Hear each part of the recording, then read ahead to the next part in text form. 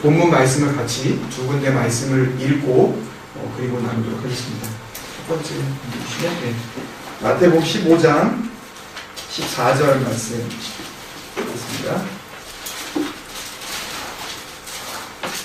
마태복음 15장 14절. 원래는 마태복음 15장 1절부터 20절까지 쭉 다 읽어야 됩니다. 지난 주일날 제가 숙제를 하나 내드렸죠.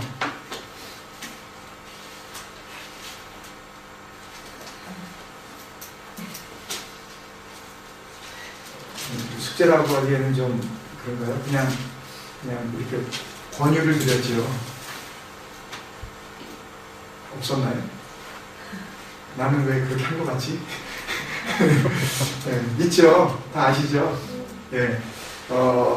요것도 숙제로 그냥 이렇게 쭉 읽어주십시오. 가서 한번 읽어보시고 다 아시는 내용이지만 일단은 15장 14절 마태복음 15장 14절 같이 읽겠습니다. 시작. 그냥 두라. 그들은 맹인이 되어 맹인을 인도하는 자로다. 만일 맹인이 맹인을 인도하면 둘이 다 구덩이에 빠지리라 하시니. 아멘. 그 다음에 두 번째 누가복음 6장 39절.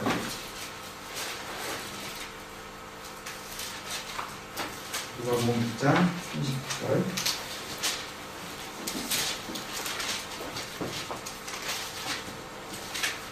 읽을까요? 시작. 또 비유로 말씀하시되 맹인이 맹인을 인도할 수 있느냐? 둘이 다 구덩이에 빠지지 아니하겠느냐? 아멘. 네, 그래서 제목을 같이 한번 읽겠습니다. 시작. 맹인이 맹인을 인도하는 비유. 네, 비유의 제목이 맹인이 맹인을 인도하는 비유입니다.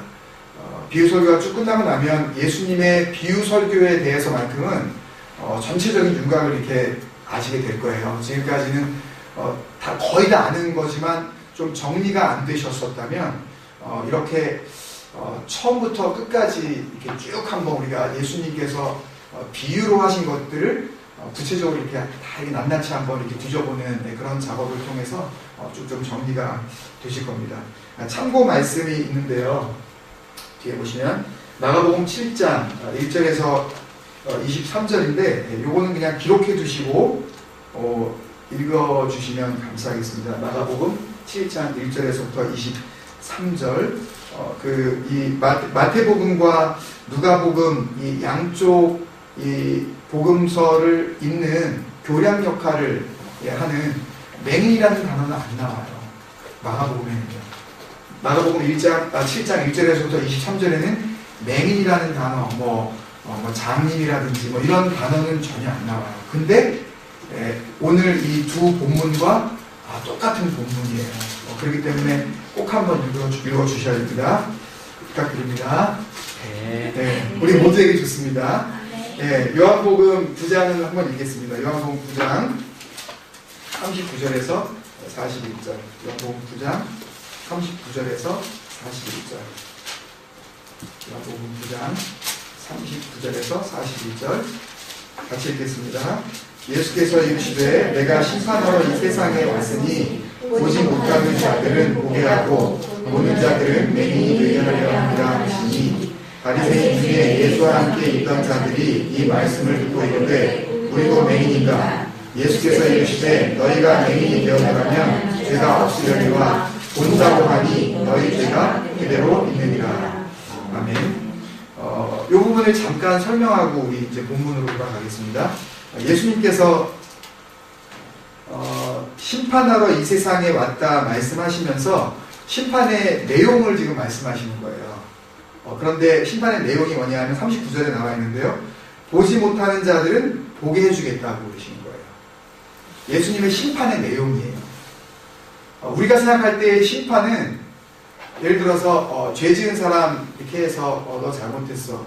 예수 안 믿고 이렇게 했기 때문에 너는 지옥이야. 이런 정도. 영원한 사망, 이런 영벌에 처하는 거. 이런 것만을 생각하는데요. 주님께서 생각하시는 심판은 이 땅에서부터 이루어지는 거예요. 그러니까 꼭 그날에 이루어지는 것이 아니라 여기에서부터 심판이 이루어지는데 심판의 내용이 특이하죠. 보지 못하는 자들은 보게 하고 보는 자들은 보지 못하게 하고 이 말씀을 듣고 있었던 바리새인들이 그럼 우리도 못 보는 건가?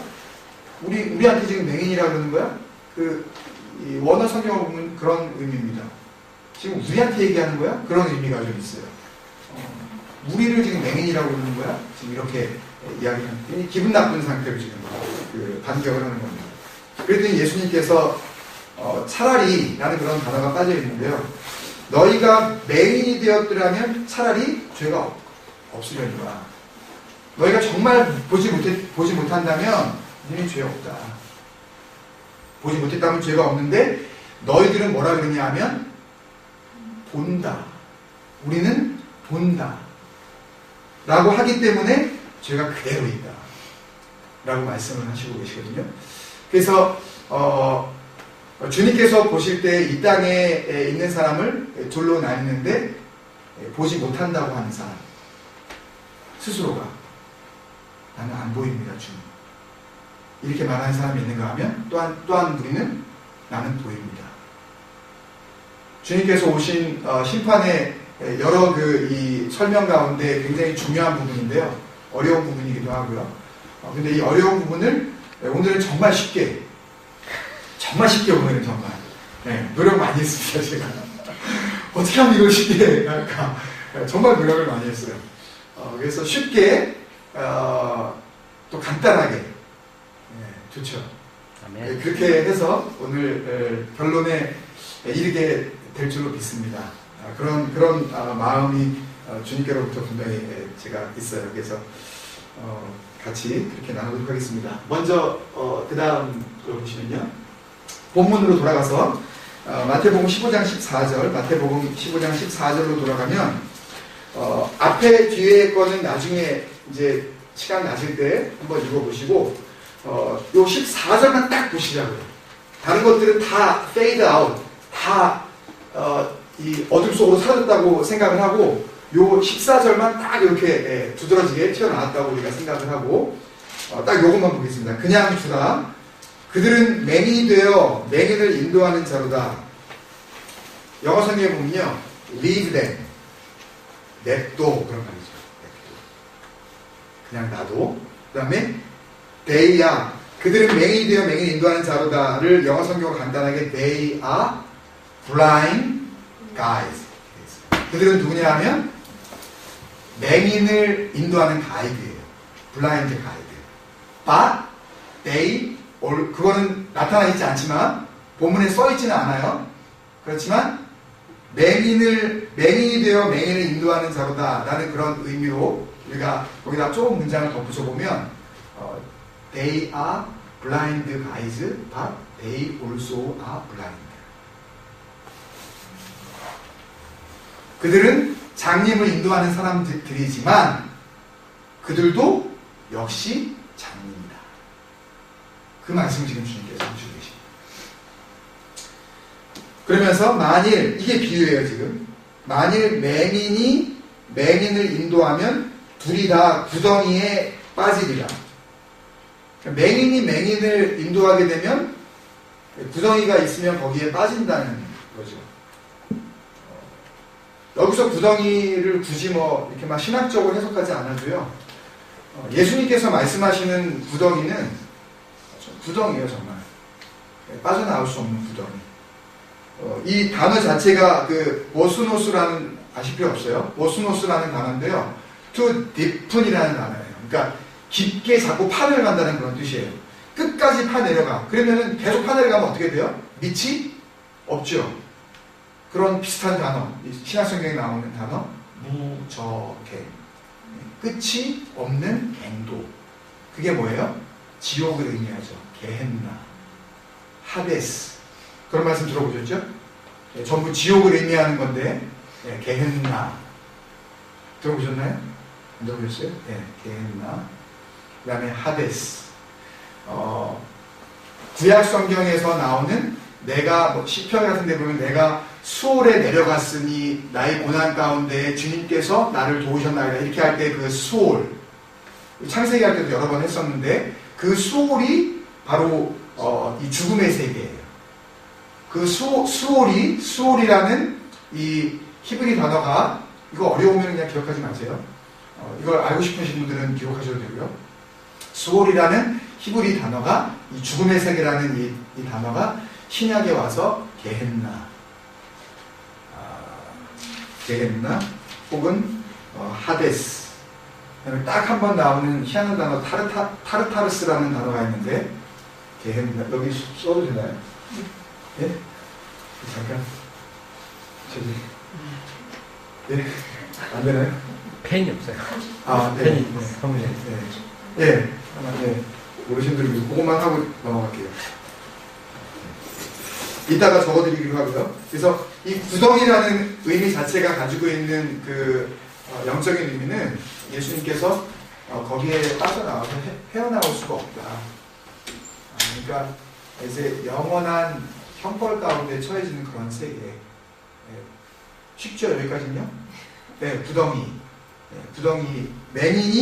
맹인을 인도하게 되면 둘 다 빠진다. 둘 다 헤어나올 수가 없다.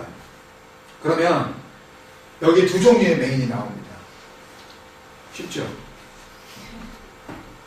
첫 번째 종류의 맹인은 가이드. 네. 가이드 맹인. 맹인 가이드. 첫 번째예요. 그죠?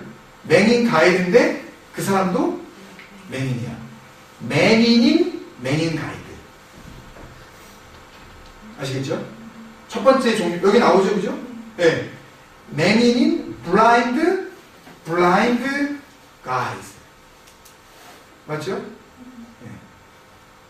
두 번째 맹인은? 네? 두 번째 맹인은? 맹인. 그죠? 게헨나는 이렇게 하데스.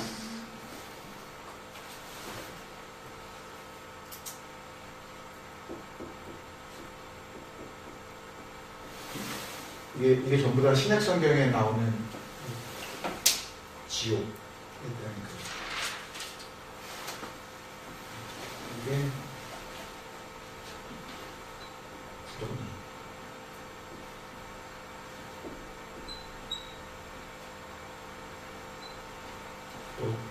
보스노스.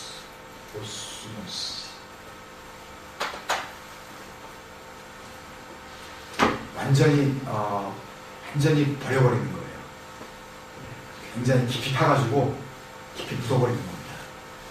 요거를 알려드리는 이유가 있어요. 결론에서 요게 또 다시 만나야 되기 때문에 요거를 알아야 결론에서 우리가 편안하게 듣게 될 수가 있습니다. 자, 두 종류의 맹인이 우리 알았어야 돼요. 네, 자, 그러면 다음. 첫 번째 맹인은 누구였는가? 첫 번째 맹인은 어떤 사람이었나? 그것은 이제 그 15장 1절부터 우리가 쭉 알 수가 있는데요. 먼저 15장 1절을 보면, 15장 1절을 보면 바리새인과 서기관, 15장 1절에 보면, 그 다음에 15장 2절에서부터 3절을 읽어보시면 사람의 전통, 특히 장로들의 전통과 하나님의 계명이 있을 때 전통을 계명보다 위에 두는 사람들이 나옵니다. 그 다음에 15장 8절에 보면 그 사람들이 어떤 사람이냐면 입술로는 하나님을 공경하지만 마음으로는 공경하지 않는다. 마음은 내게서 멀도다. 이게 다 같은 뜻이에요, 지금요.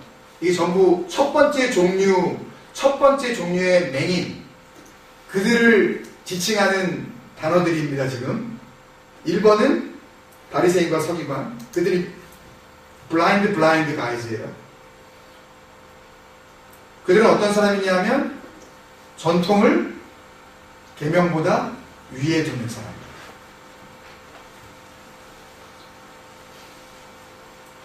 예를 들면 이런 거 있죠. 여러분, 우리도 그런 게 있습니다, 여러분. 한 가지 예를 들면 예배의 형식이라는 것은 사실 어떻게 보면 우리가 정한 부분이 있는데요. 그러니까 예를 들면 뭐 찬양하고 무슨 뭐 대표기도 하고 말씀 읽고 뭐 또 설교하고 찬양하고 뭐 이런 어떤 예를 들면 시작하면서 설교부터 하면 안 되나요?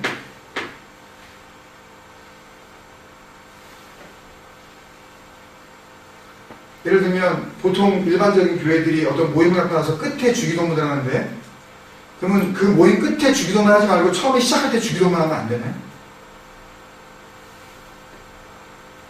근데 우리 가운데 그럴 수 있어요. 우리는 안 그럴 수 있지만 돌아가면서 집에 가면서 목사 왜 저래 요새? 왜 지 멋대로 해? 아니 왜 설교를 먼저 해? 왜? 찬양을 먼저 해야지. 좀 웃겨 진짜.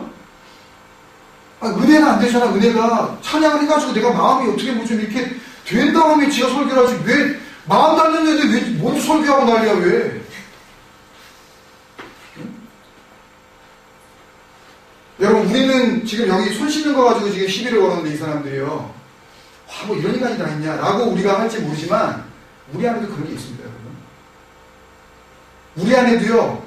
우리가 지금 생각한 이게 전통 우리는 아무렇지 않을 것 같았는데 예를 들면 우리 다 띱시다 이거 다 타이틀 다 띱시다. 집사 제가 저번에 한번 얘기 집사고 뭐 장로고 뭐 목사고 다 그냥 띱시다 그냥 어차피 사도 시대가 아니니까 그냥 형제님이라고 그냥 다 부릅시다. 야, 저 목사 진짜 이상한 거 하려고 그러는구나 진짜. 저기 어디서 사주를 받은 거 아닌가? 여러분 이런 생각 안 하겠습니까 여러분? 우리 안에 들어와 있는 이 프레임이라는 게요. 이 패러다임이라는 게요. 굉장히 무섭습니다.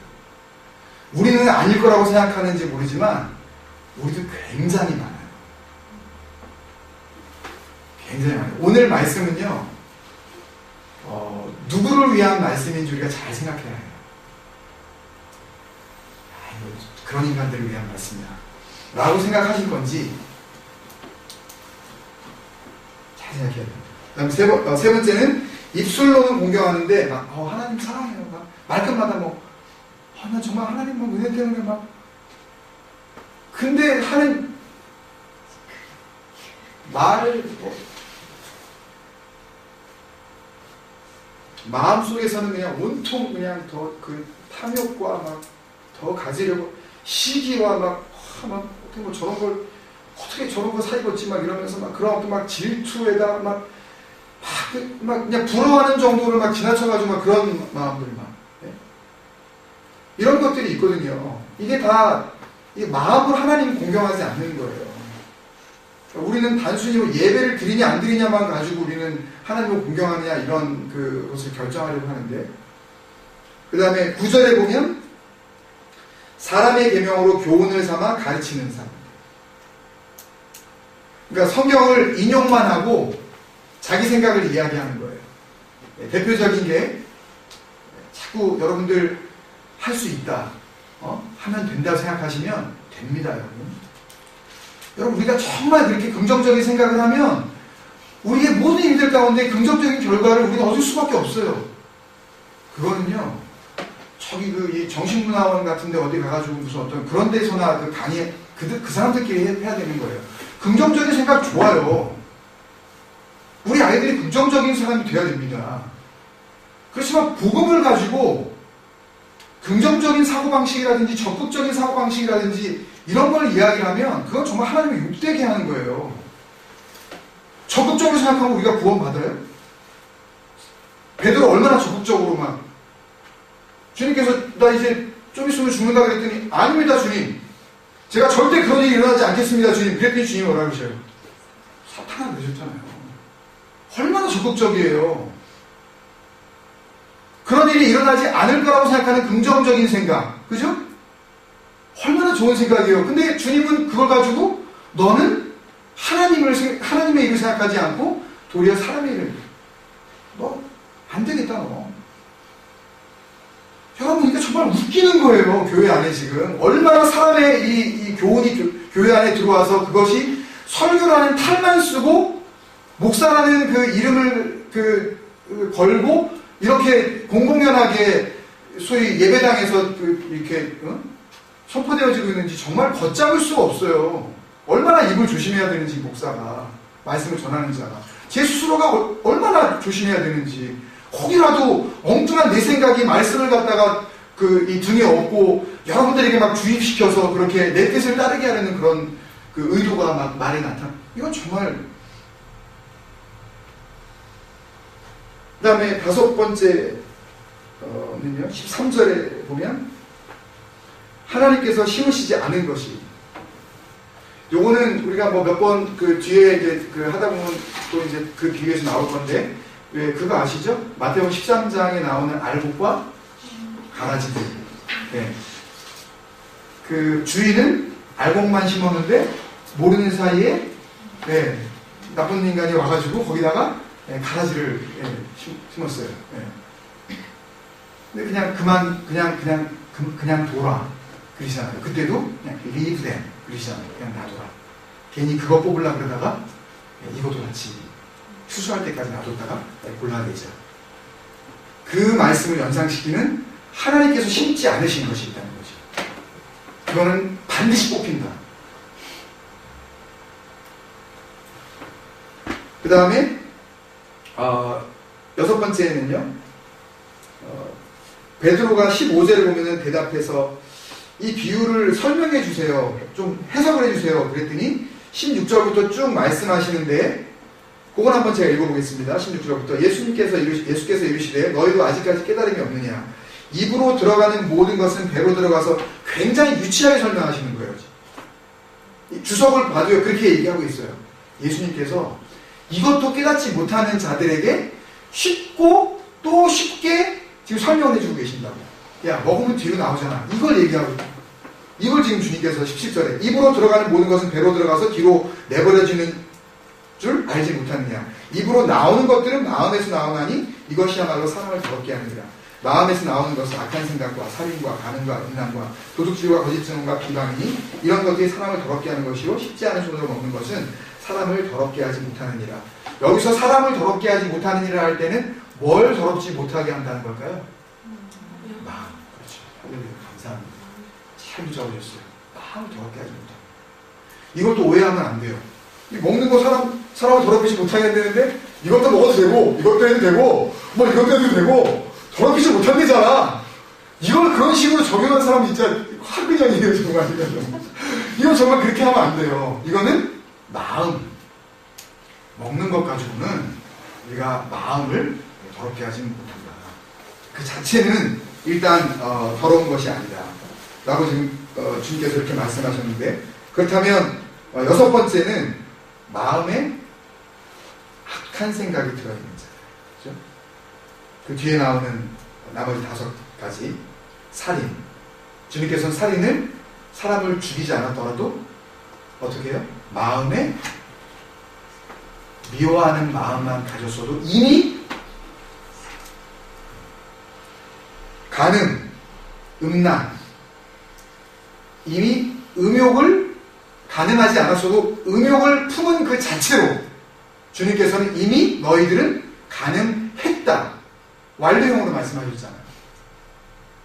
그러니까 주님은 언제나 행동을 물론 보시지만 마음을 보시는 거죠. 이미 벌써 너는 했구나. 이미 벌써 너는 그렇게 저질렀구나. 또 이미 너는 나를 예배하고 있구나. 이미 너는 정결하게 되었구나.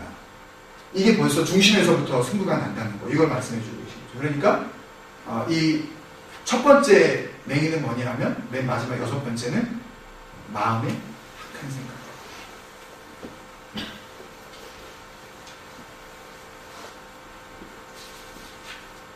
그 다음에 첫 번째 맹의는 아시겠죠? 두 번째 맹의는 누구일까? 어떤 사람일까요? 사실 맹인이 아니죠. They are not real blind. They are spiritually blind. 그들은 마음으로, 영적으로 뭘 못 보고 있다는 거죠. 여러 가지가 있지만 2가지만 말씀드리고 싶어요. 이 본문에 나와 있는 걸로만 우리가 보자면, 첫 번째, 뭘 보지 못했기 때문에 주님께서는 그도 맹인이라고 말씀하냐면, 자기를 인도하는 자가 맹인이라는 걸 몰라. 네? 자기를 인도하는 자가 맹인이라는 걸 모르기 때문에 맹인이에요. 그죠? 그걸 알았다면 주님께서 맹인이라고 안 하셨는데 그걸 따라가는 걸 보고 자기를 인도하는 자가 맹인이라는 것을 보지 못해요. 그거를 몰라. 첫 번째는. 두 번째는 그 사람이 가르치는 것이 참인지 아닌지 그걸 몰라. 예를 들면 이런 거죠. 저는 굉장히 그거를 강조하고 아주 집요할 정도로 저는 그것을 중심으로 삼습니다. 그 가운데 하나가 바로 성전이라는 용어예요. 성전. 그래서 저는 누군가가 특히 이제 그 설교자나 아니면 무슨 뭐 부흥회 할 때 막 성전 건축 이렇게 말을 하는 사람 보면 막 정말 어떻게 표현할 길이 없어요. 제 마음을. 요한복음 2장 21절에 예수님께서 성전 성전 척결 사건 막 성전에 들어가셔서 돈 바꾸는 매매하는 의자 다 엎으시면서 내 집은 이런 곳이 아니다. 뭐 하는 곳이다? 우리 주기도문을 드렸죠. 만인이 기도하는 집이다. 너희가 강도의 구려를 나중에 소굴을 만들었구나 라고 하시면서 주님께서 이거를 헐어버려라. 46년 동안이나 지은 이 수르바벨 이 성전 예루살렘 성전 헐어버려라. 내가 며칠 만에 3일 만에 다시 짓겠다. 그랬더니 참나마도다. 막 이게 막 들고 일어나는 거죠. 예루살렘 성전 안에 있던 막 지도자들이 어디 지금 하나님의 거룩하신 성전 앞에서 이게 어디 겁도 없이 이게 헐어버리라고 성전을 헐으라니. 근데 주님께서는 그 뜻이 뭐라고 말씀하신 거예요? 자기 몸이 성전이라는 것을 가르쳐서 말씀하시죠. 우리 고린도전서 지난달에 하고 그랬을 때도 고린도전서 3장 16절 외우기 쉽죠? 너희 몸이 하나님의 영이 거하시는 뭔지 모르냐? 성전인지 알지 못하는 요한계시록 21장 22절에도 맨 마지막에 새 예루살렘이 이제 임하고 새 하늘과 새 땅을 바라보면서 거기에서 영광스러운 하나님의 임재를 보는데 그 임하는 예루살렘 성에 성전이 없네요. 그래서 사도 요한이 이렇게 고백하고 있어요. 계시록 21장 22절에 성 안에 내가 성전을 보지 못하였으니 나는 못 보겠다. 나는 성전을 봐도 안 보여. 예루살렘이 임하는데 그 안에 성이 있어야 되는 성전이 있어야 되는 성전이 안 보이는데 이는 이유가 뭐냐 하면 왜 성전이 안 보이냐 하면 왜냐하면 그 이유는 주 하나님 곧 전능하신 이와 및 어린 양이 더 템플이라고요. 더 홀리 템플이라고요. 하나님이 성전이시기 때문에 성전이 더 이상 필요 없는 거예요. 예수 그리스도께서 성전이 되셨기 때문에 더 이상 우리가 건물을 지을 필요가 없단 말이에요. 그런 거 가지고 성전 건축한다고 그러면서 뭐 헌금 정말 저는 정말 견디지를 못해요. 정말 그 부분에 대해서는. 근데 그렇게 성전 건축하자고 했을 때에 말하는 이 사람은 뭐예요? 우리가 이야기한 걸 치면 그 앞에 있는 첫 번째 맹인이죠. 근데 그걸 들으면서 그래도 내가 좀 해야겠지? 좀 해야겠지? 대개의 경우 그런 교회들은 주보에다가 또 적어요. 네? 헌금한 이 이름을 뭐 액수까지는 안 적어요. 이름을 되게 또 뭐 남의 눈도 있는데 좀 해야지. 김지사는 얼마 있을까? 이번 사람은 얼마 있을까? 맞춰야지 어느 정도는. 뭐 이런 거예요. 이건 뭐예요? 이렇게 하는 건 뭐예요? 두 번째 맹인이에요. 같이 가는 거예요. 그렇게 결혼입니다. 그럼 이게 끝이에요. 쉽죠. 예수님의 판결이에요.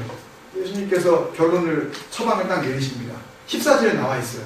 뭐예요? 네? 14절에 나와 있어요. 아니. 시작하세요. 그냥 두어라. 그냥 리드. 저는요 계획적으로 이거 말씀을 이렇게 하지 않았는데요, 준비하지 않았는데 얼마나 막 온몸에 막 은혜에 막 충만한 하나님의 그 임재. 와, 주님 이렇게 하시려고 이렇게 말씀으로 우리를 같이 인도해 나가시는군요. 왜? 5일 전에 주일에 그냥 13번째 연을 강의하면서 지나갈 수도 있었는데 왜 하필이면 로마서 1장과 요한복음 17장을 갖다가 막 번갈아 복잡하게 왔다 갔다 하면서 말씀을 전하도록 저를 인도해 주셨는지 제가 이유를 알고서 무릎을 탁 치면서 감사했어요. 이 비유를 우리에게 더 정확하게 알게 해주시려고 시편 119편, 그것도 너무너무 소중한데 내가 이 땅 가운데